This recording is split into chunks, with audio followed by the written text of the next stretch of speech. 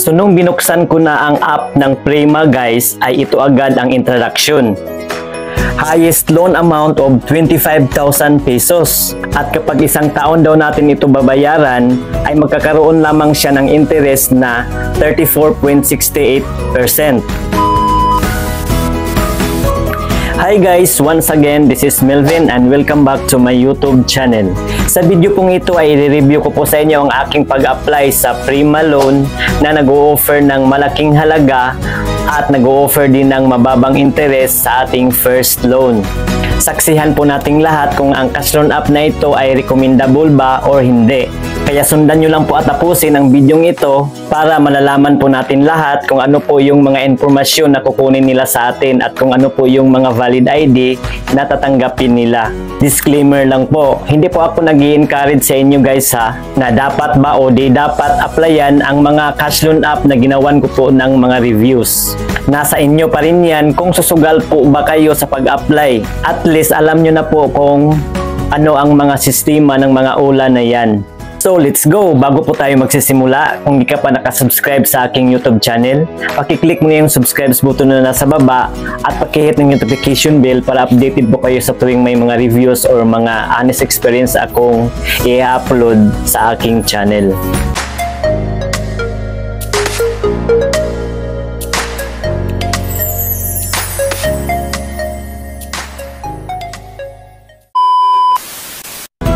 So ayan po guys, nang sinerge ko po ito sa Play Store.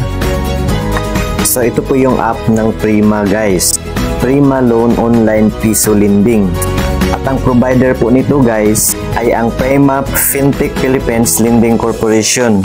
So nang dinaanan ko po ang kanilang about this app, rehistrado naman sila sa SEC at may mga loan conditions pa po sila dito guys. At may mga instruction din silang nilagay dito kung paano mag-apply at ano ang mga advantage dito. So kayo na lang pong magbasa at dito sa baba nakalagay po ang kanilang contact information. Kung sakaling may mga problema tayo sa ating application, ito po ang kukontakin natin. So nang na-install ko na ito guys at in-open ko, ito po ang unang pumap up, ang kanilang privacy policy. So pinindot ko na itong agree. And then kailangan pa raw nila ang ating permission to access the following in order for you to apply for a loan. So wala po tayong choice kundi i-click natin itong agree. So click while using the app, and click allow. And then ito na po ang kanilang introduction guys. Highest loan amount 25,000 pesos. Annual interest rate 34.68%. So nang in-applyan ko na guys, pinindot ko na itong go. So ito po yung unang hingin nila sa atin, ang ating active mobile number. And then pinindot ko itong get verification code para makapagpatuloy tayo. At nang nilagay ko na ang code at pinindot itong login, ay bumalik naman ako sa dashboard. Pinindot ko na ulit itong go. At ito na po yung unang mga informasyon na hihingiin nila sa atin. Information authentication. So dito, mamimili na po tayo ng ID type. At ito po yung mga valid ID na tinatanggap nila. SSS card, postal ID, driver's license, GSIS ID number, PRC ID number, national ID, pag-ibig, UMID, passport, PhilHealth ID, Voters ID, no recommended daw. At itong 10 ID ay highly not recommended. At ang pinili ko dito guys ay ang aking driver's license. And then nilagay ko ang aking driver's license number dito sa baba. And then nilagay ko ang aking pangalan, ang aking middle name at ang aking apelido. Ang ating kasarian, date of birth, at may additional information pa dito sa baba, ang ating marital status, family monthly income, at may pagpipilian pa po tayo dyan. At ang pinili ko dito ay itong 30,000 pesos hanggang 60,000 pesos.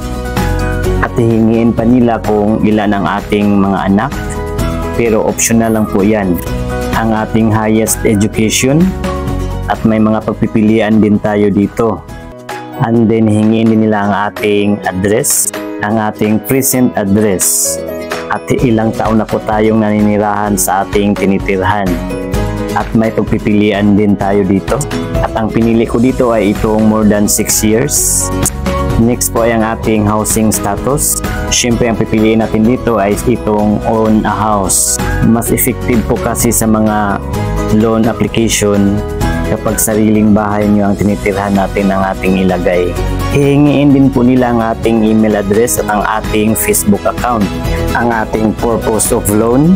So ang pinili ko po dito ay itong other business needs. Ito po kasi ang medyo effective na dahilan. And then expected amount na ating uutangin. And then may nakalagay pa dito is in Philippines. So yes ang nilagay ko. So bago ko pinindot itong next guys, ay bumalik muna ako sa taas para picturean ang aking valid ID at mag-selfie. At pagkatapos kong mapicturean ang aking valid ID at mag-selfie, ay may mga extra information pa po silang hihingiin sa atin guys. Tulad ng ating employment information, like ang ating employment status. May pagpipilian po tayo dito. So ang pinili ko pa nga dito ay no work pero may business. Income in recent 3 months. At ang pinili ko po dito ay 20,000 pesos hanggang 50,000 pesos. Next po ay reference contact. 3 reference contacts ang hihingiin nila sa atin guys. At ang ilalagay nating mga contacts ay kailangan contact ng ating parent, couple, sibling, or child. At dito sa pangalawang contact reference ay kailangan ng ating parents, couple, sibling, child, friend, classmate, or relative. At dito sa pangatlo ay ganun pa din. At pagkatapos kong nafilapan ay pinindot ko na itong next. And then dito na po ako sa select loan info. So ito na po yung loan amount na in-offer sa akin guys. Hanggang 2,000 pesos lang po ang maaari kong uutangin. Nung pinindot ko po ito, so hanggang 2,000 pesos lang po talaga. At ang minimum po ay 1,000 pesos. So no other choice po ako guys. So itong 2,000 pesos yung kukunin ko. At ang nakalagay pa dito na loan period guys is 91 days. So nang pinindot ko itong installment repayment guys, so 91 days po talagang nakalagay. So 3 months po natin yan babayaran. So ngayon, i-go ko na ito guys. Pipili na po ako ng aking cash out option kung saan ko po ika-transfer ang aking utangin dito. So nang pinindot ko na itong cash out option, please select.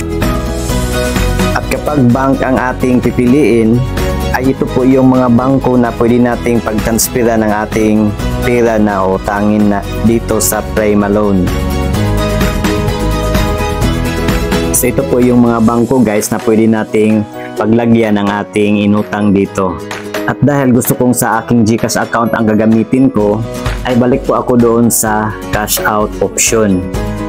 At pinindot ko na itong GCash. And then nilagay ko po ang aking GCash account number dito. And then niretype ko po dito sa baba ang aking GCash number. At may note pang nakalagay dito guys. Kailangan raw na ang gagamitin nating account ay ang ating sariling account mismo. Hindi daw po tayo pwedeng gumamit ng ibang account.